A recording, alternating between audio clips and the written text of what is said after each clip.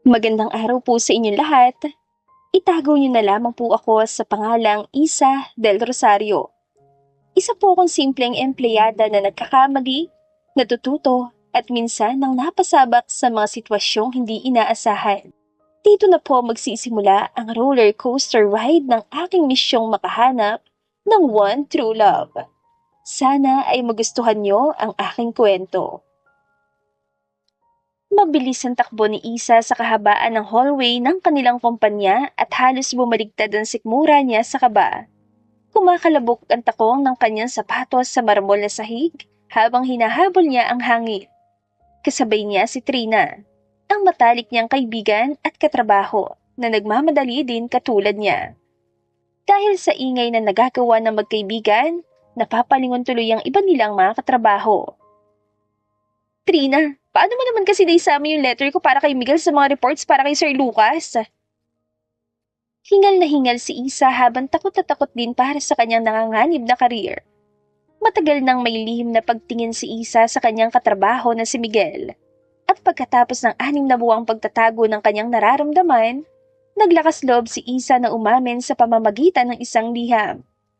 Kasama niya si Trina noong gabing naiwan sila sa opisina matapos mag-overtime. Si Isa at isa sa mga HR staff, habang si Trina naman ang sekretarya ng CEO. Dahil hindi pa ma-finalize ni Isa ang mga gusto niyang sabihin, napag-isipan nilang kinabukasan na lamang tatapusin ang letter at iniwan nila ito sa mesa ni Isa nang walang nakalaang pangalan kung para kanino. Gayunpaman, pagkarating ni Isa kinabukasan, wala na ang liham. At doon pa napagtanto ni Trina na naisama niya palang piraso ng papel sa mga papeles na hinatid niya sa opisina ng kanilang boss bago umuwi kasama si Isa. Hindi ko talaga alam na nasama ko yung letter, Isa. Sagot ni Trina na natataranta na rin. Hindi ko sinasadya, promise. Halos maluha na lamang si Isa dahil sa hiya. Gusto ko na lang lumubog sa sahig. Siguradong ipapahiya ako na sungit na yon. Sa dinami-dami ba naman kasi ng pwedeng mapuntahan ng letter, ang kanilang CEO pa talaga ang natsambahan. Istrikto ito sa trabaho at walang patawad sa mga nagkakamali. Paniguradong kapag nabasa niya ang letter, hindi lamang si Trina ang pagagalitan, kundi pati na rin si Isa na nakasulat ang pangalan sa piraso ng papel na iyon. Sa wakas, narating nila ang labas ng opisina ni Lucas Sanchez. Nagpalitan ng tingin na magkaibigan bago pasimpleng sumilip sa transparent na pinto. Ngunit nanlamig na lamang ang katawan ni Isa nang makita niyang hawak na ni Lucas ang letter na para kay Miguel. Nakakunot ang noon nito habang binabasa ang bawat linya. Ang isa pang nakakakilabot, may kausap ito sa telepono, pero kitang-kitang ekspresyon nitong tila hindi natutuwa. Huli na, nabasa na. Halos mapabulong na lamang si Isa kay Trina sa napabuntong hininga. Ano nang gagawin ko? Tapos ng karir ko nito. Sinikap naman ni Trina na manatiling kalmado. Hinawakan niya ang kamay ni Isa na para bang binagsakan na ng langit at lupa. Tara na, bago pa tayo makita. Dinala ni Trina si Isa pabalik sa HR office. Doon, tulala lamang si Isa at tila wala na sa kanyang sarili. Ito na ba talagang senyalis na hindi talaga para sa akin romantic love? Napabuntong hininga na lamang si Isa dahil sa awa sa kanyang sarili. No boyfriend since birth. May mga naligaw ngunit hindi nagtagal. At lahat ng mga naging crush niya ay hindi siya ang type. Ngayon na nga lang uli naglakas ng loob si Isa na umamin. Nagkaroon pa talaga ng malaking problema. Sorry talaga, Isa. Malungkot na napaupo si Trina sa tabi ni Isa at napahawak sa kamay nito. Ilang sandali pa, nagsipasok na mga kararating lamang nilang katrabaho at isa na doon si Miguel. Halos maputol ang paghinga ni Isa nang matanaw si Miguel na papalapit. Fresh na fresh ito at baon na masigla nitong ngiti. Walang kamali-malay sa naganap na eskandalo ng liham ni Isa. Napalunok si Isa at halos gusto nang mag-teleport paalis sa sitwasyon. Good morning, ladies. Masiglang bati ni Miguel habang bitbit ang mga papeles. Napansin nito ang hindi may paliwanag na ekspresyon ni Isa. Okay ka lang ba, Isa? Parang galing ka sa marathon ah. May sakit ka ba kaya ka hinihingal? Bigla naman sumingit si Trina na parang may kung anong nabubuong plano. Wala. Nag-exercise lang kami sa hallway. Biro ni Trina na sinamahan ng pilit na tawa. Health is wealth, sabi nga nila. Napataas ng kilay si Miguel. Health is wealth? Sa hallway? Kakaiba talaga kayong magkaibigan, no? Pilit na natawa na lamang ang magkaibigan habang pinapanood si Miguel na magtungo sa cubicle nito. Nang makalayo si Miguel, huminga ng malalim si Isa at bumulong kay Trina. Health is wealth? Ano yun, Trina? Shh! Sa sobrang kaba ko, wala na ako naisip na mabentang alibay. Kailangan natin gumalaw ng disente, no? Hindi tayo pwedeng mag-panic mode. Napahimas uli si Isa sa kanyang ulo at huminga ng malalim. Ilang sandali pa, tumayo siya at lakas loob na humarap sa dako ng pinto ng kanilang opisina. Tara, Trina. Mas mabuti pang humingi na tayo ng tawad ngayon pa lang.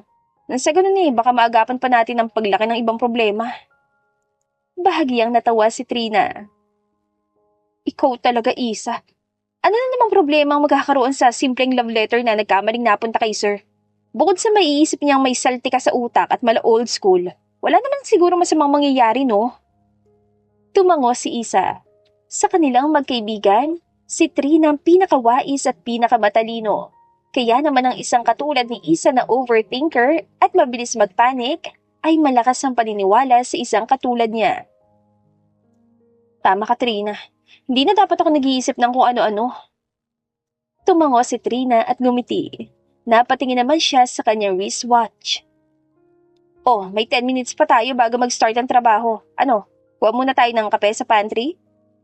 Ngumiti naman si Isa sa kaagad na napatayo. Bago pa man sila makalabas ng opisina, biglang bumukas ang pinto at bumungad si Lucas. Sa tikas ng tindig nito, tahimik na tumigil ang ilan nilang katrabaho upang pagmasdan ng kanilang CEO na tila may importanteng sasabihin. Nanlaki ang mga mata ni Isa. Ramdam niyang matinding kaba na parang kumikiliti sa sikmura niya. Pilit niyang iniiwas ang tingin kay Lucas, pero imposibleng hindi niya mapansin ang mga titig nito na nakapako na sa kanya. Sa puntong yon, gusto na lang ni Isa na magpalamon sa sahig. Isa, sumabay ka na sa akin mag-lunch mamaya. Parang natuyuan na lalamunan si Isa. Si Trina naman ay natulala sa eksenang parang eksklusibong kaganapan sa mga napapanood niyang office telenovela. Bakit po, sir? Napangiti si Lucas, saka napailing na parang aliw na aliw sa tanong ni Isa. Hindi mo na kailangang pigilan pa ang sarili mo. Nabasa ko ng lahat ang nararamdaman mo para sa akin. And I admire your courage. Kaya binibigyan kita ng chance dahil hindi lahat kaya ang ginawa mo. Halos malaglag ang panga ni Trina matapos marinig ang sinabi ng kanilang boss. Napaawa ang kanyang bibig sa gulat habang palihim na sumuliyap kay Isa na mukhang nanginginig na sa sobrang kaba. Wala naman lakas ng loob si Isa na tumanggi. Alam niyang mas lalaki lang ang iskandalo kung aamin siya nagkamali lang siya. Sa oras na malaman ni Lucas na napahiya siya, siguradong hindi lamang karyer ni Isa ang masisira, kundi baka pati na ang buhay niya. Siguradong hindi pa lalampasin ni Lucas ang salarin kapag napahiya siya. Kahit nanginginig ang mga tuhod, pinilit ngumiti ni Isa. Sige po. Good. Pumunta ka na lang sa office ko mamaya. Trina, sumunod ka na sa akin. Magsisimula ng meeting ko with the board members. Naiwang naguguluhan si Isa habang tinatahak ni Lucas ang daan palabas sa kanilang opisina. Si Trina naman ay nagpipigil ng tili. Oh my God! Tanging nasabi ni Trina saka napatakip na lamang ng kanyang bibig. Sige na, pumunta ka na. Sumunod ka na kay sir. Marahang itinulak ni Isa si Trina paalis dahil mukhang wala na ito sa kanyang sarili dahil sa kanyang mga nasaksihan. Babalikan kita pagkatapos ng meeting. Saad ni Trina habang nagmamadaling umalis. Si Isa naman ay napahilot na lamang ng kanyang ulo nang bigla siyang lapitan ng kanyang mga kasamahan. Isa, totoo ba yun? Anong ibig sabihin ni sir? Nag-confess ka sa kanya? Natauhan na lamang si Isa nang marinig ang sunod-sunod na tanong ng mga katrabaho. Nakapalibot na sila sa kanya, para mga reporter na nag-aabang ng isang malaking headline scoop. Grabe ka, Isa! Idol na kita! Paano mo nagawa yon? Tanong ni Mika na halos humanga sa kanya. Oy, spill dati naman. Kailan pa to? Kaya naman pala lagi kang blooming at tagaayos ah. Dagdag naman ni Greg habang pilit na pinipigilan ng tawa. Halos himatayin si Isa sa kahihiyan matapos marinig ang sunod-sunod nilang mga katanungan. Wala to no, mali kayo nang iniisip. Mabilis niyang iniwas ang mata sa mga kasamahan at nagkunwaring abala sa pag-aayos ng mesa. Pero hindi pa rin nakalusot si Isa sa mga mausisa nilang mga tingin. At sa malas na pagkakataon, napansin niyang naglalakad papunta sa kanya si Miguel. Ang tunay niyang gusto na ngayon ay parang mas naging out of reach na dahil sa nangyayari. Para bang bigla na lang nag-slow motion ang bawat galaw ni Miguel. Ramdam ni Isa ang dagundong ng puso niya habang palapit ito. Lalo na nang tumama mga mata nito sa kanya na magaan pero may halong kuryosidad. Isa, narinig ko yung ginawa mo kay Sir Lucas. Kahit ako, hindi siguro magkakaroon ng lakas ng loob na ganun. Ano kasi? Seriously, Isa, I'm really amazed. Ang tapang mo. Masaya ako na may ganitong energy sa office. Mukhang magiging entertaining ang mga susunod na mangyayari ah.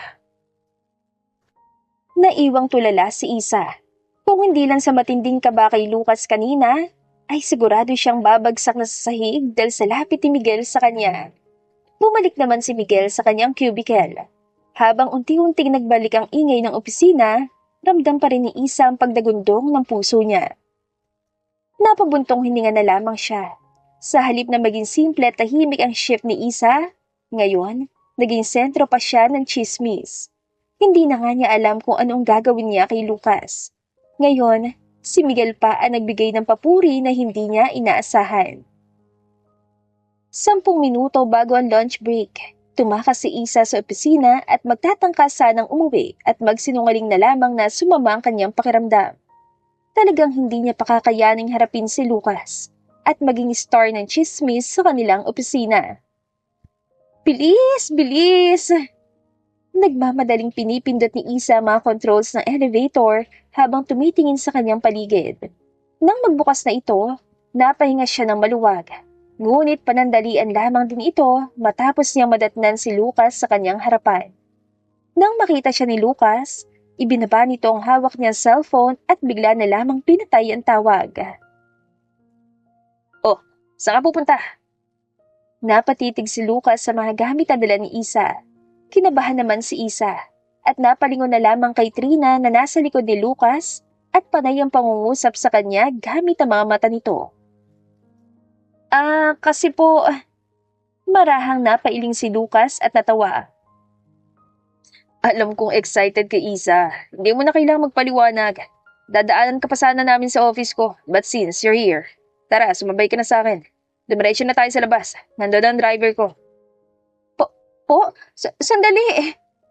Natigil si Lucas sa pinagmasdan si Isa dahil sa pag-aalanganin nito. Ilang sandali pa, para bang may kung anong ideya na pumasok sa kanyang isip. I get it. Nahihiya ka pa dahil kasama si Trina. Then, no problem. Confident na hinarap ni Lucas si Trina habang nakaawang pa rin ang bibig ng dalaga. Trina, huwag ka na sumama sa akin. Tawagan mo na lang ako kung may mangyari man habang wala ako. Sa puntong iyon, hindi na alam ni Isa kung ano ang mararamdaman niya. Hindi na lamang siya nagsalita. Speechless. Hindi man halata pero mabilis ko naiintindihan ng mga iniisip niyong mga babae. Napansin ni Isa ang pagyuko ni Trina upang pigilan ang kanyang pagtawa. Dahil sa pareho nilang mahal ang kanilang mga trabaho, pinilit nilang kalmahin ang kanilang mga sarili. Oo nga po ang galing niyo po. Napangiti si Lucas. Si Isa naman ay pilit na natawa. Shall we? Sumunod naman si Isa kay Lucas hanggang sa makasakay sila sa kotse nito. Saan mo gusto kumain? Kahit saan po, sir. Lucas. Po? Naku, hindi po pwede. Hindi ko po kayo kayang tawagin sa pangalan niyo, sir. Agad na natawa si Lucas at napailing. Sa ilang taong pagtatrabaho ni Isa sa ilalim ni Lucas, ngayon lamang niya nakita ng ganitong kalawak ng ngiti ang kanyang boss. Napahinga na lamang si Isa ng maluwag. Mukhang pumalpak siya sa kanyang confession kay Miguel, ngunit nagtatagumpay naman siya bilang source of entertainment ni Lucas. Bibigyan kita ng permission na tawagin akong Lucas kapag nasa labas tayo ng trabaho. That's an order. Sige, Lucas. Napatango naman si Lucas at marahang ngumiti bago muling bumaling sa hawak niyang iPad. Bahagyang sinilip ni Isang binubusisi ni Lucas at nakita niya naghahanap-hanap ito ng mga malapit na restaurant. Mahilig ka ba sa mga maanghang? Oo naman. Mahilig akong kumain ng mga Korean foods kaya nasanay na rin ako sa maanghang na pagkain. Korean foods. Nakita ni Isa ang pagtitipa ni Lucas sa kanyang iPad upang maghanap ng mga malapit na Korean restaurant. Bahagya namang napangiti si Isa dahil nagdulot ng kaunting saya sa kanyang puso ang mga munting bagay na ginagawa ni Lucas noong mga oras na yon. Nang makarating sila sa isang Korean restaurant, panay ang paglinga ni Lucas sa paligid na para bang sinusuri ang bawat sulok ng kanilang kinaroroonan. Samantalang ang ibang mga nagtatrabaho naman ay hindi maiwasang mapalingon kay Lucas dahil sa tikas nito. Naupo sila at sabay na napatitig sa menu. Nang makita ni Isa mga presyo, nanlaki ang kanyang mga mata at nailapag na lamang niya ang kanyang hawak. Oh, may napili ka na? Hindi pala ako nagugutom. Drinks na lang yun sa akin. Muling napailing na lamang si Lucas at natawa. Silly. Kung ayaw mong order, ako mag-order para sa'yo. Itinaas ni Lucas ang kanyang kamay upang tawagin ng waiter. Pipigilan pa sana ni Isa ang kanyang boss, ngunit wala na siyang nagawa dahil tuloy-tuloy lamang itong umorder. Ang ending, napuno ang kanilang mesa ng sandamakmak na pagkain. Napaawang na lamang ang bibig ni Isa. Si Lucas naman ay natawa sa reaksyon ng dalaga. Nag-order ako ng marami dahil hindi ko alam kung anong gusto mo. Pero hindi mo naman kailangang ubusin ang lahat ng yan. Pwede mong iuwi sa bahay niyo kung yung iba o kaya naman. Dalhin mo pabalik sa office. Kinuha ni Lucas ang 2 pares ng chopstick at inabot kay Isa ang isa. Na-overwhelm ka ba? Kaya dapat sa susunod, huwag ka na mahihiyang umorder. Natigilan naman si Isa matapos mapagtanto ang sinabi ni Lucas. Sa susunod? May susunod pa? Natigil naman si Lucas at bahagyang naging seryoso. Ayaw mo na ba?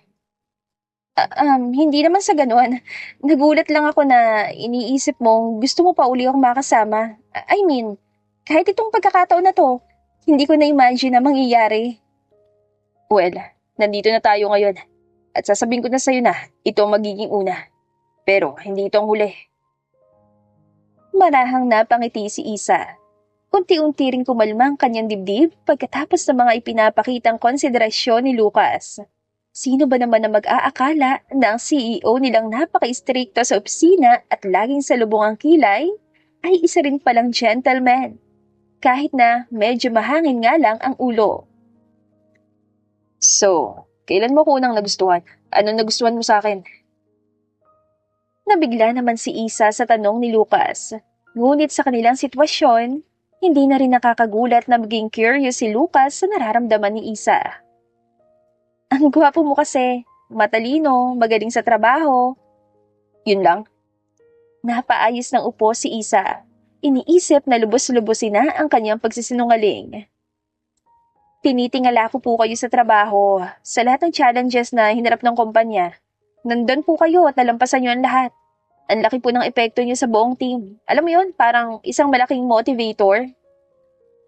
Napahinga si Lucas at tumitig kay Isa ng seryoso. I see. So, paano naman sa mga hindi work-related na mga bagay? Ano ba nagustuhan mo sa akin? Like, as a person. Biglang nagkakabog ang dibdib ni Isa. Humigpit ang kanyang pagkakahawak sa chopsticks saka ngumiti. Siyempre, hindi lang po sa trabaho. Ang pinaka nagustuhan ko sa inyo, yung confidence. Yung parang hindi kayo natatakot humarap sa kahit anong challenge. Physically, kahit naman po sino, alam na gwapo po kayo. Ang tangkad niyo rin po, morenong gwapo. May charm po talaga, parang may aura na. Wow! Sa wakas ay natawa na rin si Lucas at mukhang satisfied na sa narinig kay Isa. Tingin mo, ganun talaga akong kagwapo? Yung mapapawaw ka talaga? Natawa naman si Isa at napainom na lamang ng tubig upang malunok na maayos ang kanyang kinakain. Ayan, finally, ngumiti ka na rin. Napangiti si Isa at napayuko na lamang. Naramdaman niya ang pamumula ng kanyang mga pisngi at hindi niya na magawa pang titigan sa mata si Lucas. Nang matapos silang kumain, sabay pa rin silang bumalik sa opisina. Biglang napahinto si Isa sa paglalakad nang makalabas sila sa kotse, kaya naman takang napalingon si Lucas. Isa, hindi ka pa ba papasok? Malapit na mag-alauna. Mauna na po kayo, sir. Maya-maya na po ako papasok. Baka po kasi pagsabay tayo pag-usapan tayo. Alam niyo na po, yung mga katrabaho kong chismosa. Napasinghal si Lucas saka muling bumalik sa kinatatayuan ni Isa. Hinahayaan mo talaga mga ganun tao na makontrol ang buhay mo. Hayaan mo sila kung anong gusto nilang isipin. Madali lang po para sa inyo yan, sir. Kasi hindi naman po nila kayo harap-harapan na pagchichismisan dahil kayo po nakakataas dito. Pero ako, empleyado lang po ako dito. Baka nga po ngayon kung ano nung kwento na po ang nabuo nila tungkol sa akin eh. Okay, ganito na lang Isa. Napatingala si Isa kay Lucas. Sabi ni Lucas na mukhang malalim na nag-iisip ng paraan para mapagaan ang pakiramdam niya. Isipin mo lang na kung may mga tao man na nagsasalita na masama tungkol sa'yo o sa atin, hayaan mong magsalita sila. Hindi mo naman sila kailangang baguhin. Ang mahalaga, hindi mo binabago ang sarili mo para sa kanila. At kung sa tingin mo sumosobra na sila, sabihin mo sa akin at akong bahala sa kanila. Nagkibit-balikat si Isa at bahagyang ngumiti. Kahit na papano ay may magandang naidulot sa kanya ang mga salitang iyon. Gumaan ang pakiramdam ni Isa, lalo ng kanyang dibdib na kanina pang kinakabahan. Thank you po, sir. Sige, mauna na ako sa loob. Dire-diretso namang pumasok si Lucas sa building matapos magsalita. Pinanood naman siya ni Isa at napangiti na lamang. Bago pa tuluyang makapasok si Lucas, nagbigay siya ng maliit ang ngiti bilang pagpapakita ng suporta bago naglakad papasok. Kinabukasan, bagong araw na naman ang trabaho at pumasok si Isa sa opisina na may ngiti sa labi. Pagkamat ramdam pa rin ang kaba sa tuwing makikita si Lucas. Parang may kakaibang vibe na pumapailan lang sa pagitan nilang dalawa mula na magkausap sila kahapon. Hindi na niya alam kung paano niya ito ihahandle. Lalo pa tuwing nag-uusap sila, may mga tingin na parang may hindi pa natutuklasang sikreto sa kanilang dalawa. Pagpasok niya sa opisina, nakita niyang wala pang tao. Agad niyang inilagay ang mga gamit sa mesa, tapos tumingin sa paligid. Habang nag-aayos ng mga papeles, bigla na lamang may taong tumayo sa katabing cubicle ni Isa. Kaya naman napabalikwas siya dahil sa gulat. Anak ng nanay mo! Hey, chill! Natawa na lamang si Lucas dahil sa gulat na ekspresyon ni Isa. Sir! Ay, Diyos ko! Aatakihin naman po ako sa puso dahil sa inyo eh! Napahawak na lamang si Isa sa kanyang dibdib saka muling naupo sa kanyang silya. Sorry, chinecheck ko lang ang mga computer at saktong dumating ka. Aga mo naman ngayon, Isa. Ganitong oras naman po ako usually na pumapasok. Malapit lang po kasi yung tinitirahan ko dito. Napansin ni Lucas sa mga maliliit at cute na figurines na inaayos ni Isa at nilalagay sa kanyang mga mesa. Tahimik lamang niyang pinanood si Isa. Araw-araw ka bang ganyan? Opo. Favorite ko po itong mga Sunny Angels. Kapag na-stress po ako sa trabaho, tinitignan ko lang po sila. Wow, kakaiba ka nga talaga. Napangiti na lamang si Isa dahil sa halos pabulong na komento ni Lucas. Ito sir, sa inyo na po ito. Napatitig si Lucas sa strawberry keychain na inaabot sa kanya ni Isa ngayon. I-consider niyo na lang po itong small gift para sa unang date natin kahapon. Bahagyang natawa naman si Lucas, ngunit nagdadalawang isip pa rin siyang tanggapin iyon. Napagtanto naman ni Isa na baka hindi mahilig si Lucas sa mga cute na bagay. Halata rin naman sa itsura at personality nito. Okay lang naman po sir kung ayaw nyo kasi masyadong girly. Marami pa po akong ganito sa bahay. Hanapan ko po kayo na mas babagay sa inyo. Akmang ibabalik na sana ni Isa ang keychain sa kanyang bag nang mabilis itong hablutin ni Lucas. Napasingha pa ang dalaga sa gulat. Saka takang napatitig kay Lucas dahil agad itong ibinulsa ang keychain. Salamat dito.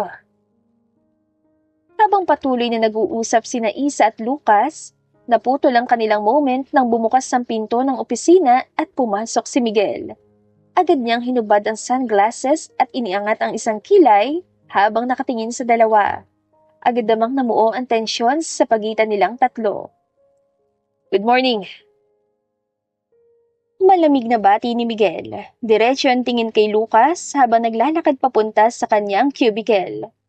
Pinanood lamang ni Lucas ang bawat galaw ni Miguel. Ngunit ramdam na ramdam ni Isa ang hindi masamang vibes na pinapahiwatig nila sa isa't isa. Good morning, Miguel. Bumati si Isa at ngumiti sa kabila ng kaba. Napansin ni Miguel ang bahagyang pamumula ng pisngi ni Isa. Kaya naglakad si Miguel papalapit sa mesa ng dalaga at kunwaring may hinahanap sa tabi nito. Parang close na kayo ah. May halong sarkasmo niyang tanong at sinipat pa si Lucas na para bang naghahamon. Nagbigay lang ako ng thank you gift kay Sir Lucas. Napainom na lamang ng tubig si Isa upang ibsan ang kanyang tensyong nararamdaman. Hindi niya alam kung praning lang ba siya o tama ang napapansin niyang may hostility sina Lucas at Miguel sa isa't isa. Gift? Bagyang umangat ang kilay ni Miguel. Hindi ko alam na may mga bagay ka pa palang na-appreciate, kuya. Nabulunan na lamang si Isa sa iniinom niyang tubig matapos marinig ang salitang kuya. Mabuti na lamang at hindi ito kumalat sa kanyang mesa dahil may mga importanteng papeles na nakalagay sa kanyang harapan. Taranta namang inabutan ni Lucas ng panyo si Isa at nang makita ito ni Miguel ay napaismid siya. Hindi ba, ikaw mismo nagsabi na ayaw mong malaman ng ibang tungkol dyan? Mariing tinitigan ni Lucas si Miguel na confident lamang na nakatitig sa kanya. Napakuyom ng palad si Lucas. Pilit pinipigilan ng galit sa matatalas sa tingin ni Miguel.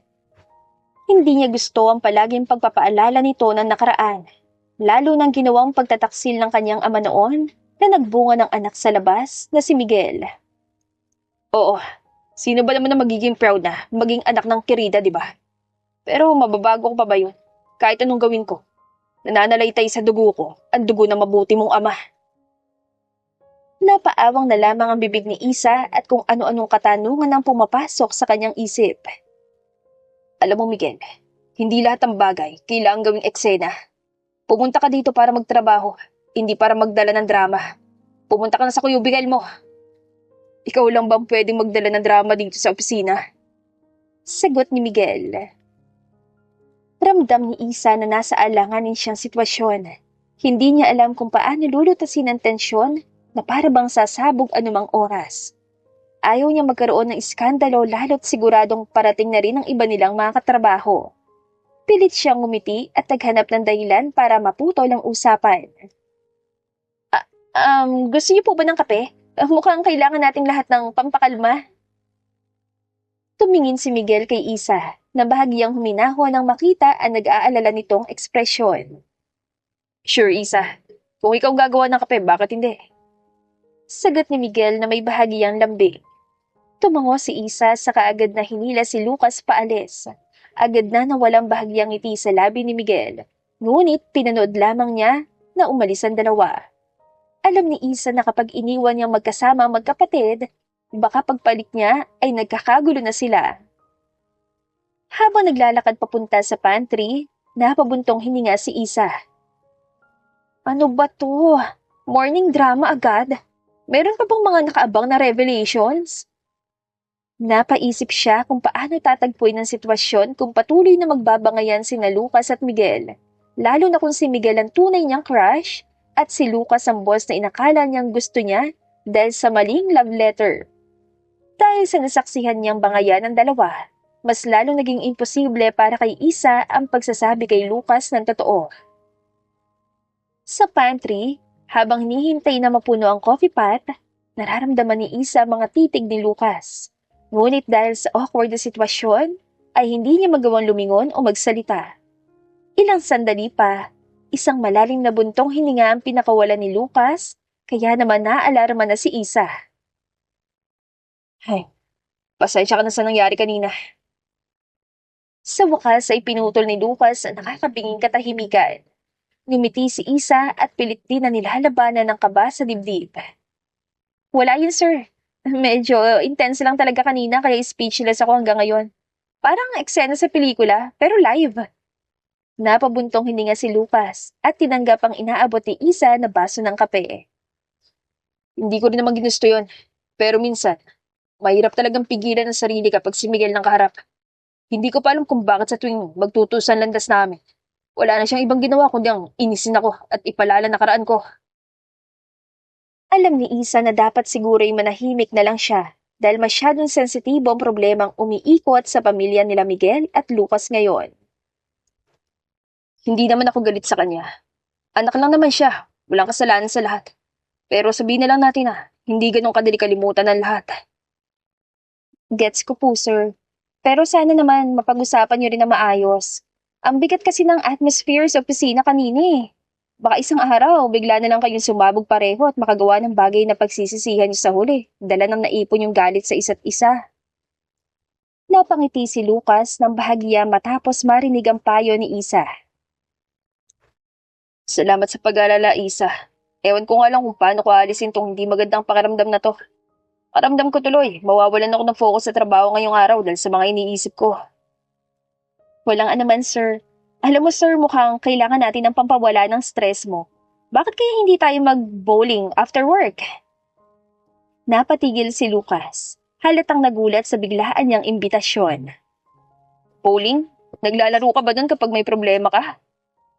Nahihiyang natawa si Isa at napakamot sa kanyang ulo. Actually, hindi lang po yun ang mga ginagawa ko kapag galit na galit ako at nai-stress dito sa trabaho. Madalas po akong pumupunta sa mga rage room para doon magwala. Effective naman po.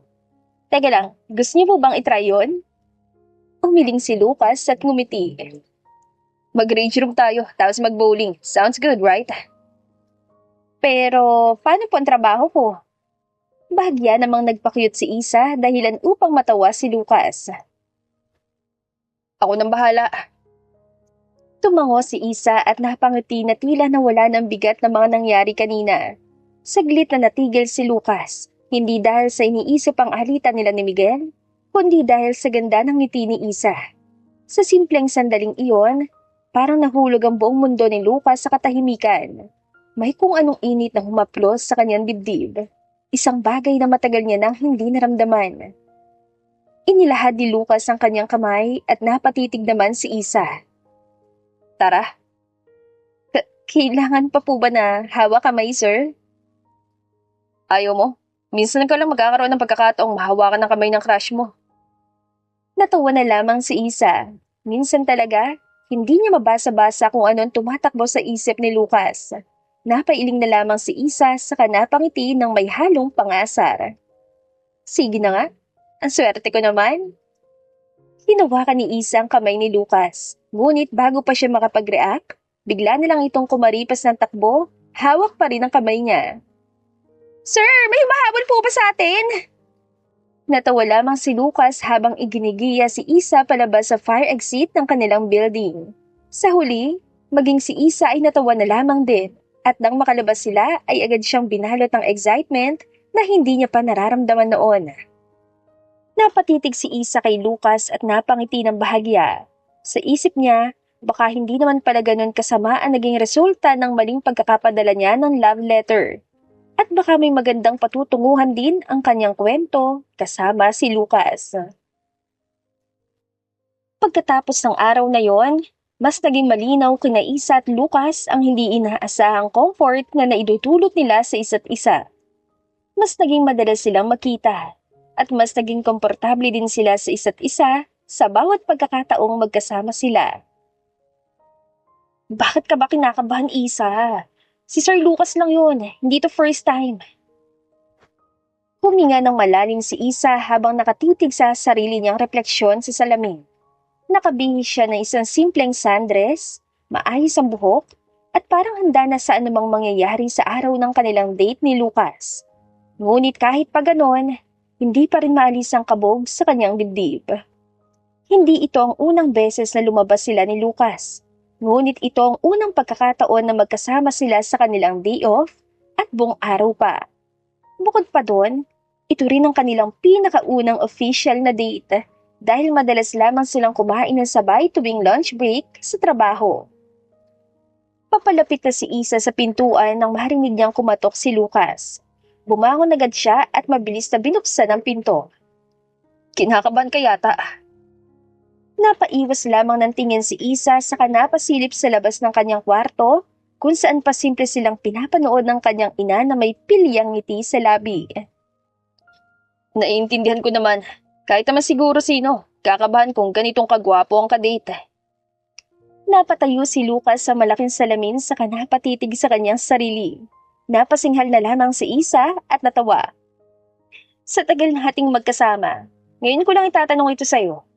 Napuno ba ng hangin ang utak mo kaya ganyan ka?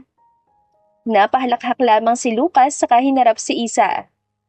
Isipin mo na lang na, epekto ito ng walang tigil na puri sa akin ng ina ko simula pa lamang ng bata ako. At hindi naman siya nagsisinungaling, di ba? Nagpusing pa si Lucas dahilan upang matawa si Isa. Oo na, panalo ka na. Napalapit si Isa sa kanyang mesa upang isuot ang kanyang mga hikaw. Pagkatapos noon ay handa na siyang umalis, ngunit napansin niya mga titig ni Lucas sa kanya. Oh, bakit kanya ka makatingin? Anong iniisip mo? Napansin ni Lucas ang pamumula ni Isa at hindi niya rin maiwasang ngumiti. Masaya lang ako na ikaw makakasama ko ngayong araw. Kung pwede nga lang, gusto ko pang mas marami pang araw na magkasama tayo. Itinutok ni Isa ang mata sa kanya. At kahit simpleng salitang iyon, parang tumagos sa puso niya. Bakit parang ako na yatang kinakabahan ngayon? Napahawak pa si Lucas sa kanyang dibdib, dahilan upang pareho silang matawa ni Isa. Halika na nga, baka kung ano nang naiisip ni Mama sa labas ngayon. Hinawakan ni Isa ang kamay ni Lucas saka iginiya ito palabas sa kanyang kwarto. Sa kusina ay nakasalubong nila ang kanyang ina na si Esther. Ma, mauna na po kami ni Lucas. O sige, mag-iingat kayo ha, at enjoy. Napangiti si Esther na malawak habang ang kanyang mga mata ay kumikislap sa tuwa. Hindi niya maitago ang excitement na sumasalamin sa kanyang mukha. Para itong may kasamang aliw at isang malalim na kaligayahan. Dahil ang anak niyang matagal nang naghintay ng tamang pagkakataon na umibig, ngayon ay nakatagpo ng isang mabuting lalaki sa katauhan ni Lucas. Alam niyang hindi lang siyang masaya sa pagkakataong ito dahil lahat ng inaasahan niyang mangyari para kay Isa ay unti-unti nang nagiging totoo. Buong araw na ginawa nila Lucas at Isa ang kanilang mga gusto. Nanood sila ng sine, bumisita sa mga magagandang tanawin, kumain ng masasarap na pagkain, at sinulit ang bawat minuto na magkasama sila. Pagsapit ng gabi, naisipan nilang huminto sa isang parke. Habang naglalakad sila Isa at Lucas sa gilid ng isang lawa, ang mga ilaw ng syudad sa malayo ay nagbigay ng kumikislap na mga kulay sa paligid nila. Tahimik lang si Isa, pero ang puso niya ay mabilis ang tibok. Hindi niya akalain na darating ang araw na ganito, kasama si Lucas at sa isang romantikong gabi. Si Lucas naman, hindi maiwasang magbigay ng mga sulyap kay Isa. Hindi niya maiwasang mapalingon kay Isa dahil sa ganda nito sa simpleng damit na suot niya. Ang sarap na simoy ng hangin, oh. Sana ganito lang kapayapang bawat araw. Oo nga, pati ang mga bituin, sobrang liwanag nila dito. Nagtinginan silang dalawa at sa mga sandaling iyon, parang nagkaroon ng isang hindi maintindihang koneksyon. Hindi na nila kailangang magsalita. Ang mga mata nila ay nagsasabi ng lahat ng hindi kayang ipaliwanag ng kanilang mga labi. Lumapit si Lucas kay Isa at hinawakan ng kanyang kamay ng marahan. Alam mo Isa, sa tuwing ikaw ang kasama ko, gumagana lahat ng bagay. Minsan may nararamdaman akong kakaiba, lalo na kapag hindi kita nakikita. Parang lagi may kulang. Unti-unti namang napangiti si Isa habang pinakikinggan si Lucas. Dahil ang lahat ng nararamdaman ni Lucas ay pareho sa mga isinisigaw ng puso ni Isa.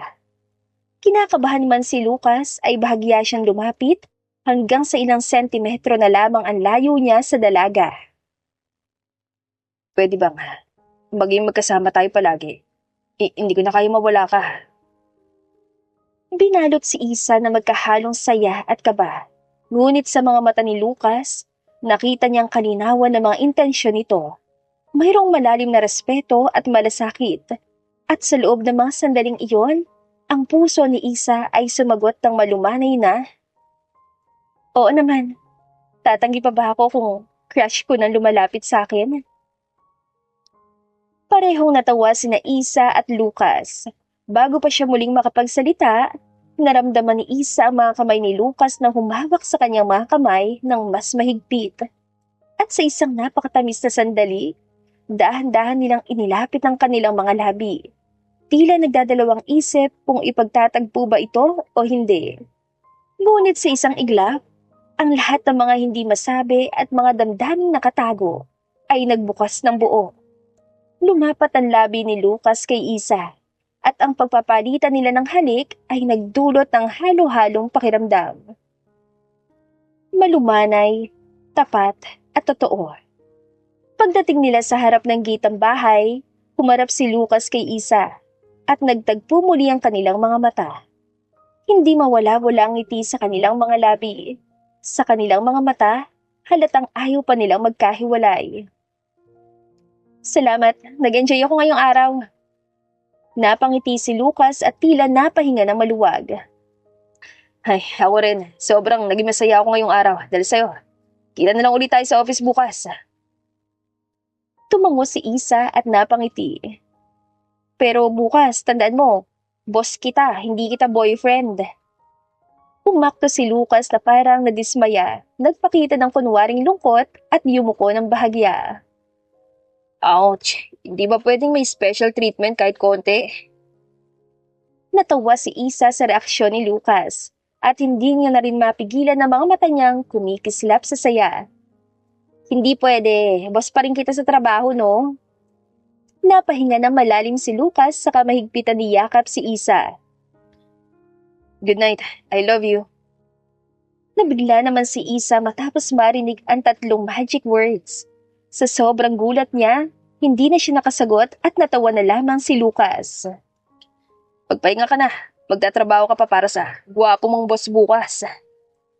Nawala naman ang tensyon kay Isa sa kanapalagad na patungo sa kanilang gate. Bago pa man siya tuluyang makapasok sa loob, sumilip siya kay Lucas. I love you too. Mabilis na sinara ni Isa ang gate dahil sa bilis ng pagtibok ng kanyang puso. Si Lucas naman ay naiwang mag-isa sa labas at hindi maalis-alis ang ngiti sa labi. Maging habang pinapaandar ang kanyang kotse, halos mapunit ang labi niya sa sobrang lawak ng kanyang ngiti. Naging magandang takbo na relasyon ni Isa at Lucas. Sa trabaho, nananatili silang profesional sa isa't isa. At sa tuwing nasa labas naman ng trabaho, sinusulit nila ang bawat oras ng kanilang pagsasama at mas lalo pang nakikilala ang isa't isa. Tuluyan ang nawala sa isip ni Isa ang pinagsimulan ng lahat. Ang letter na naipadala niya sa maling tao ay siyang naging daan din upang mahanap niya ang pag-ibig na matagal niya nang hinahanap. Ngunit minsan, hindi rin maiwasan ni Isa na maisip kung ito na nga ba talagang relasyong nakatakda para sa kanya. At si Lucas na ba ang kanyang endgame? O baka naman isa na naman itong experience at lesson na dudurog sa puso ni Isa. Tahimik na nakatayo si Isa sa labas ng kanilang opisina habang hinihintay si Lucas. Tapos na ang kanilang trabaho at naisipan ni Lucas na imbitahang kumain sa labas ng kanyang nobya dahil 2 araw na rin silang hindi nagkasama dahil sa hectic na schedule ni Lucas. Habang naghihintay, naramdaman ni Isa ang pagdating ng isang tao sa kanyang likod. Inakala niyang si Trina yon, kaya naman napalingon siya. Ngunit naglaho ang kanyang mga ngiti nang makita niya si Miguel. Oh, bakit parang na-disappoint ka? Hindi naman. Akala ko kasi si Trina. Napailing si Miguel saka natawa. Imbes sa dumiretso, napahinto siya sa tabi ni Isa. Kumusta ka ni Kuya? Okay naman kami, Miguel. Going strong pa rin. Bakit mo naman natanong?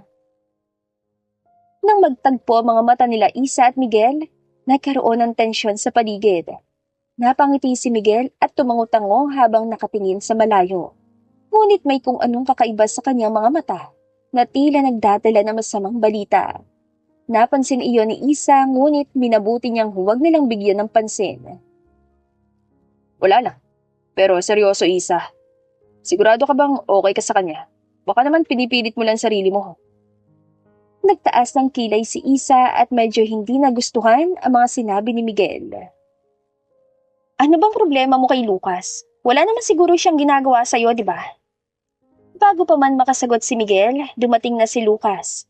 Napako ang tingin nito kay Miguel at sa halip na bumate, dumiretso na lang ang mata niya kay Isa. Ready ka na? Hindi man lang tinapunan ni Lucas ang tingin si Miguel matapos niyang lapitan si Isa. Dahil doon ay nabubuntong hininga si Miguel. Kahit minsan, pwede ba magkausap tayo na walang halong sama ng loob? Kinakamusta ko lang si Isa. Matalim na tinitigan ni Lucas si Miguel at para bang pinagbabantaan itong wag nang magpatuloy pa sa pagsasalita. Depende. Kung hindi ka makikialam sa relasyon namin, baka oo. Baka nga mag-aayos pa tayo. Wow, ang kapal naman ng mukha mo. Alam mo bang hindi dapat ikaw ang tumanggap ng letter na yun? Kung hindi dahil sa akin, hindi magiging kayo ni Isa. Biglang nanlamig si Isa.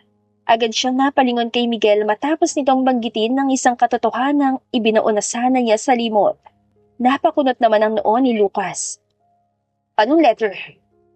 Napabuntong hininga si Miguel, tila wala nang balak magpigil pa. Yung letter ni Isa noon, hindi mo dapat natanggap yun. Para sa akin yun. Ako ang totoo niya nagugustuhan at hindi ikaw. Parang binuhusan ng malamig na tubig si Lucas. Ang tensyon sa pagitan ng magkapatid ay sumiklab palalo. Para sa'yo, anong klaseng kalokohan yan? Hindi kalokohan yan. Tanungin mo si Isa kung ayaw mong maniwala. Alam ko ang laman noon, nung gabing sinulat nila ni Trina ang letter na yon. Bumalik ako para kunin ang naiwan kong gamit. Narinig ko sila at alam kong para sa akin yun. Miguel, nandun ka? Kung alam mo, bakit tahimik ka lang? Huwag mo sabihin kinuha mo ang letter na yun at sinadyang iwan sa mesa ni Lucas. Hindi naman nakasagot si Miguel at mukhang nabigla din dahil tumpak ang sabi ni Isa. Hindi niya intensyong ibunyag ang ginawa niya. Ngunit dahil nadala siya ng kanyang emosyon, nasabi niya ang hindi dapat.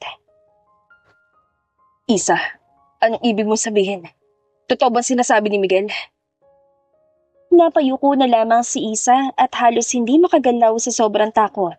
Pinangungunahan na siya ng kanyang emosyon at walang masabi ngayong nabunyag ang lahat sa hindi inaasahang sitwasyon. Napasinghap naman si Lucas at natawa na lamang. So, nagkamali ako ng akala at hinayaan mo ako maniwala doon. Nagpanggap ka lang ba? Mahal kita, Lucas. Iyon lamang ang mga salitang lumabas sa bibig ni Isa sa mga pagkakataong iyon, dala ng desperasyon. Ngunit wala itong naging magandang epekto kay Lucas. Sa halip, mas naging dismayado ito. Baka sa mga mata ni Lucas na nawala ng kanyang tiwala kay Isa. Habang nakatayo si Isa at kaharap si Lucas, bumibigat ang dibdib sa pangyayaring hindi na niya may babalik sa dati. Mula sa pagiging tahimik na relasyon, ngayoy tila nagbukas na sugat na matagal nang nakatago. Sumama ka na. Iuwi na kita sa inyo. Dire-diretso lamang na umalis si Lucas at pumasok sa kanyang kotse. Si Isa ay napalingon kay Miguel at nakitang satisfied ditong ngiti na para bang nanalo siya sa laban kay Lucas habang nakikita itong miserable. Wala namang nagawa si Isa kundi ang sumunod kay Lucas. Napakabigat naman ang pakiramdam ni Isa dahil ang dating malambing na tono ng boses ni Lucas ay napalitan ng galit at pagkadismaya. Sa buong biyahe, nanatiling tahimik ang paligid. Walang pumabasag sa katahimikan kundi ang tunog ng makina ng sasakyan. Paulit-ulit na sinusubukan ni Isa na mag-ipon ng lakas ng loob upang kausapin si Lucas.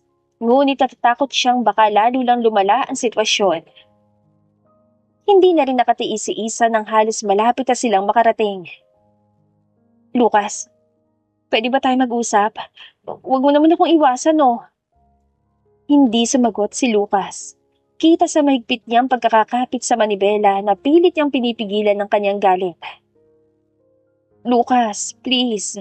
Hindi ko naman sinasadyang mangyari yun. Biglang huminto si Lucas sa tapat ng gate ni Isa. Tila nawalan lahat ng kontrol na pinipilit niyang itago. Humarap siya kay Isa, habang bakas ng galit at sakit sa kanyang mga mata. Isa, mahal mo ba talaga ako? O nag-adjust ka lang dahil sa takot sa consequences ng maling pag-aakala ko? Hindi ganun, Lucas. Totoong mahal kita. Hindi mahalaga kung paano nagsimula. Para sa'yo, oo. Pero para sa akin, mahalaga. Alam mo ba kung gaano ko sineryoso tong relasyon na to? Kung paano ko pinaniwala na special ang kung anong meron tayo ngayon? Hindi alam ni Isa kung paano siya sasagot. Ngunit tuluyan ng umagos sa mga luhang pinipigilan niya. Pero, hindi pala ako. Ang dapat na nandito, di ba? Si Miguel dapat ang nasa posisyon ko. Tumagundong ang boses ni Lucas na puno ng hinanakit. Ilang sandaling katahimikan ang bumalit sa kanila, bago muling napasinghal si Lucas at nagsalita. Kaya pala minsan, kahit anong pilit kong ipadama sa'yo na tama to, parang may kulang. Lucas, ayoko nang pakinggan ang mga paliwanag mo. Hindi ko alam kung kaya ko pang magtiwala sa'yo. Binuksan ni Lucas ang pinto ng sasakyan at mabilis na naglakad papunta sa dako ni Isa. Binuksan niya ang pinto na parang bang iniimbitahan na si Isa na lumabas at umalis. Tulala at luhaan naman si Isa, habang ang bigat ng mga salitang iniwan ni Lucas ay tila patuloy na bumabasag sa kanyang puso. Nang tuluyang mawala sa paningin ni Isa si Lucas, napahagulhol siya ng iyak. Alam niyang wala na siyang maibabalik sa nangyari. Ang pagmamahalan na patungo na sana sa masayang ending ay nauwi pa sa trahedya dahil sa pagkakaungkat ng kanyang malaking lihim. Napatanong na lamang si Isa sa kanyang sarili kung may magbabago ba kung sinabi niya na ang totoo noon pa man. Magiging sila pa rin ba kaya ni Lucas kung noon pa lang ay sinabi niya nang hindi para sa kanya ang liham? O baka naman doon na tuluyang magtatapos ang kanilang kwento at hindi na mararamdaman ni Isa ang panandaliang saya at pagmamahal na pinaramdam sa kanya ni Lucas. Kinabukasan, dumating si Isa sa opisina na mas mabigat pa ang loob kaysa sa bitbit niyang mga dokumento. Kahit papano, umaasa siyang maipapaliwanag niya kay Lucas ang lahat kung sakaling mabibigyan siya ng pagkakataon. Ngunit ang pag-asang iyon ay unti-unting naglaho nang makita niyang matalimang tingin ni Lucas sa kanya mula sa kabilang dulo ng conference room. Kahit nakangiti at nagbabatian ng ibang mga empleyado, kitang-kita ni Isa kung paano umiwas si Lucas ng tingin sa kanya. Sinadya nitong dumaan sa kabilang pintuan nang makita siyang papalapit. At dahil sa pinapakitang hostility ni Lucas, ay napabuntong hininga na lamang si Isa. Habang nagpupulong ang team, pilit na sinusubukan ni Isa na mag-concentrate. Nasa gitna ng presentation si Lucas, na kasalukuyang nagdidiscuss tungkol sa bagong proyekto nila. Seryoso ang ekspresyon nito at walang kahit anong bakas ng lambing o pamilyaridad na dating laging nakikita ni Isa. And as for the next steps, Isa, I expect you to handle the client presentation tomorrow without any delays or mishaps. Napatingin si Isa kay Lucas at bahagyang nagulat. Alam niyang si Lucas ang dapat na mag-lead sa client presentation na tinutukoy nito. Isa pa, bukas na ito kaya naman hindi magiging sapat ang preparasyong gagawin niya kung ngayon pa lamang siya magsisimula. Sir, I thought you were going to. Do I need to spell it out, Isa? Ikaw ang inatasan ko dahil hindi ko na maasikaso ang ganyang mga bagay. I have other things to attend to. Natahimik ang buong kwarto. Kitang-kita ng mga katrabaho nila ang tensyon sa pagitan nilang dalawa. Wala namang naglakas ng loob na magsalita. Pagkatapos ng meeting, mabilis na naglakad si Lucas papunta sa kanyang opisina. Ngunit bago pa man ito makalayo, tinawag siya ni Isa. Lucas, sandali lang! Ayaw sanang huminto ni Lucas. Ngunit dahil maraming mata ang nakatingin, napilitan nitong lumingon. Lumapit naman si Isa. Nagbabaka sakaling papayag na si Lucas na kausapin siya. Pwede ba tayo mag-usap? Wala tayong dapat pag-usapan pa. Lucas, please, hindi ko gustong ganito tayo. Binalingan ni Lucas si Isa.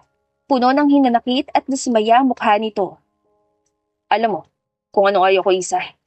Ayoko sa mga taong hindi nagsasabi ng totoo. Ayoko sa mga taong ginagawa akong tanga. Tulad ng papa ko na niloko kami ng mama ko. Bago pa makasagot si Isa, tinalikuran na siya ni Lucas at pumasok sa kanyang opisina. Mariin pa nitong isinara ang kanyang pinto. Matapos ng ilang oras, nagtungo si Isa sa pantry, habang umaasang makakalanghap siya ng sariwang hangin kahit na papano. Sa mga sumunod na araw, patuloy ang tila napakalamig na trato ni Lucas kay Isa. Kahit pilit itong gawing profesional ang kanilang ugnayan sa opisina, hindi may tatago ang tensyon na nakabalot sa pagitan nilang dalawa. Nagmistulang multo si Isa sa opisina na palaging inaabangan kung kailan niya muling masosolo si Lucas para makausap. Gayunpaman, laging natutulak palayo ang pagkakataon at tila sinasadya ni Lucas na iwasan siya sa lahat ng posibleng paraan. Lucas, sandali! Bumukas ang pinto ng elevator at sa halip na pumasok, mabilis na tinalikuran ni Lucas si Isa at naglakad patungo sa fire exit. Naiwan tulala si Isa, habang ang ibang empleyado ay nagkakatinginan, nagtataka sa nangyayari. Sa cafeteria, nakaupo si Isa kasama dalawa nilang kaopisina. Pilit niyang nilalabanan ng lungkot na bumabalot sa kanya. Habang nagpapanggap siya nakikinig sa kwentuhan ng mga kasama, napalingon siya sa pinto ng cafeteria nang dumating si Lucas kasama si Trina na nakasunod lamang sa kanya. Nagkaroon ng panandali ang katahimikan na magtama ang kanilang mga mata. Subalit tulad ng inaasahan ni Isa, agad na iniwas ni Lucas ang tingin. Pumasok ito sa loob ng kusina, malayo sa kanya upang kausapin ng mga chef at ang mga staff na nagsiserve ng pagkain. Pakiramdam ni Isa, lalo siyang lumulubog sa kanyang kinauupuan. Hindi na nakapagpigil ang kasama niyang si Greg. Isa, are you okay? Parang lungkot mo this past few days Pilit ang umiti si Isa. Oo, okay lang ako. Medyo pagod lang siguro. Hindi alam ni Isa kung paano pa sasagutin ang mga susunod na tanong ng kanyang mga katrabaho. Ngunit bago pa man siya makahanap ng palusot, nakita niya si Lucas na lumabas mula sa kusina. Pilit na nag-ipon ng lakas ng loob si Isa saka mabilis na naglakad patungo kay Lucas. Umatras naman si Trina upang bigyan siya ng pagkakataong makalapit. Bigla niyang hinablot si Lucas at hinila ito papasok sa elevator. Doon, sa wakas ay nasolo niya na si Lucas. Pinindot ni Isa ang pinakamataas na floor bago hinarap si Lucas. Lucas, please! Hindi tayo pwedeng ganito lagi. Balak mo ba talagang iwasan lang ako habang buhay? Ayaw mo bang ayusin tong sitwasyon natin? Ano ba bang gusto mo sabihin, Isa? Hindi ba't malinaw na lahat? Lucas, hindi ko sinasadyan lahat ng nangyari. Pero gusto kong ayusin to. Huminga ng malalim si Lucas at sa wakas ay nilingon niya si Isa. Alam mo ang problema, Isa. Hindi ko alam kung alin sa mga sinabi mo ang totoo. Hindi ganun kadali sa akin na magtiwala ulit. Nagmukha akong tanga sa harapan mo at nang Miguel na yon. Sa tingin mo ba, basta ko nilang kakalimutan lahat? Napabuntong hininga si Isa. Pilit pinipigilan ng luhang nagbabadya sa kanyang mga mata. Alam ko nasaktan kita. Pero mahal kita. Gagawin ko lahat para patunayan yun sa'yo. Kahit ano. Nakapamulsa si Lucas at kumunot ang noo. Sa wakas, mukhang interesado na ito sa kanilang usapan. At paano mo yung gagawin, Isa? May magic ka ba? Kaya mo bang burahin sa alaala ko mga nangyari? Sa pagkakataong iyon, bigla namang bumukas ang pinto ng elevator at tumambad si Manong Kaloy, ang pinakamatandang janitor ng kumpanya na 8 taon nang nasa serbisyo. Nang makita niya sina Isa at Lucas, napangiti siya na para bang alam niya na kung ano nangyayari sa kanila. Oy, lovers quarrel ba to? Tanong ni Manong Kaloy habang pumapasok sa elevator, bitbit ang mop at balde. Napangiti siya ng maluwag habang kitang-kita mga kulubot sa paligid ng kanyang mga mata. Ganyan din kami ng asawa ko nung nabubuhay pa siya. Nagkatinginan sina Isa at Lucas, parehong hindi alam kung matatawa o mahihiya. Kumusta po, Manong? Hindi pa rin po ba kayo nagre-retiro? Pwede yun na pong ma-enjoy ang benefits ng pension nyo. Umiling si Manong Kaloy at natawa. Kung sa bahay lang ako, malulungkot lang ako dahil lagi kong maalala ang asawa ko. Parehong napayuko sina Isa at Lucas bilang pagsimpatiya kay Manong Kaloy. Nako, mga anak. Napukaw ang atensyon ng dalawa na magsimulang magsalita si Manong Kaloy.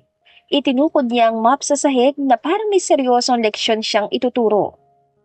Kapag nag-aaway kami ng misis ko, minsan hindi ko naiintindihan ang sinasabi niya. Pero natutunan ko, kahit hindi mo lagi naiintindihan ng asawa mo o ang taong mahal mo, dapat mong pakinggan. Napakamot si Lucas sa batok. Paano po kung sobra na yung ginawa? Tulad ng pagsinungaling. Napalingon si Lucas kay Isa at napaiwas naman ang tingin ng dalaga. Di humingi ng tawad. Kumindat si Manong Kaloy. Walang matigas na puso sa tao marunong magpakumbaba. Lahat ng tao nagkakamali at minsan, nagagawa rin nila yon dahil sa tingin nila, yun ang mas makakabuti sa taong mahal nila. Pero ito ha, importante rin na pag nagpatawad ka, hindi mo na inuungkat yung lumang problema. Tahimik si Isa. Ramdam ang bigat ng mga salita ni Manong Kaloy. Napansin naman iyon ng matanda. Ikaw naman, Iha. Huwag kang masyado mag-alala. Kung mahal mo siya at handa kang magbago, makikita at mararamdaman niya yon. Kung susukuan yung isa't isa, baka balang araw, pagsisihan yung hindi kayo naging tapat sa isa't isa. Tulad ng nagawa ko sa asawa ko. Hindi man lang ako nakahingi ng sorry matapos ko masira ang paborito niyang vase. Ang akala niya, siya nakasira nun. Pero nung aamin na sana ako dahil masyado siya naging malungkot, huli na, dahil na pumanaw na siya pagka-uwi ko. Napansin ni Manong Kaloy na dahan-dahang humupa ang tensyon sa pagitan ng dalawa. Napayuko na lamang sila at tila ba nagsisimula na mag-reflect. Napangiti naman si Manong Kaloy. O siya, bababa na ako sa 3rd floor. Ayusin niyo to ha. Kahit wala ng magic, dapat may effort. Pabirong sabi nito bago lumabas ng elevator. Nang huminto ang elevator sa pinakamataas na palapag, tahimik na lumabas sina Isa at Lucas. Parehong hindi nagsasalita.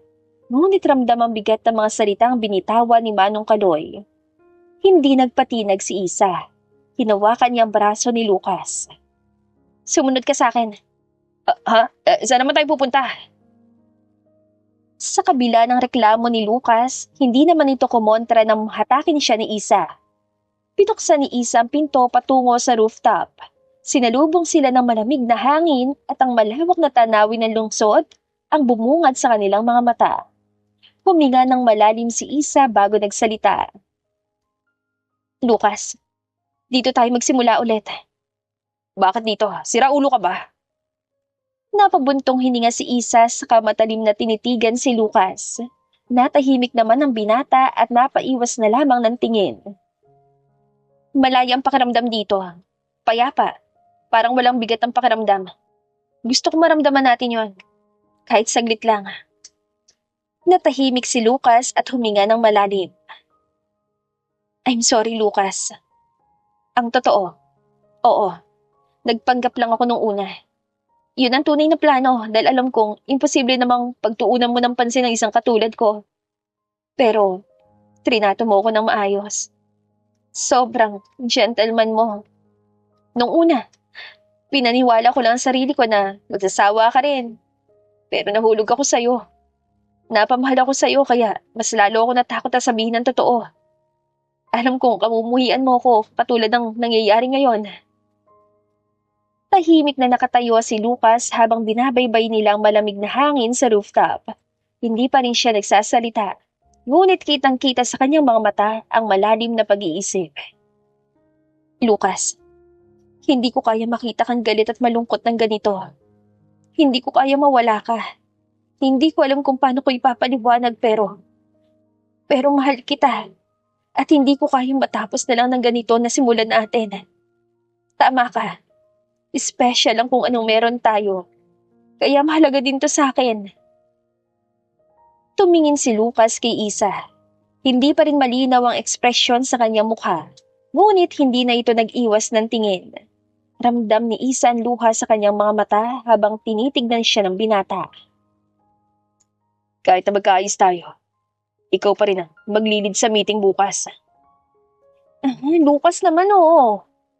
Sa wakas ay napangiti si Lucas at bahagyang natawa kay Isa. Si Isa naman ay mas lalong naiyak matapos maramdaman ang paggaan ng loob ng binata.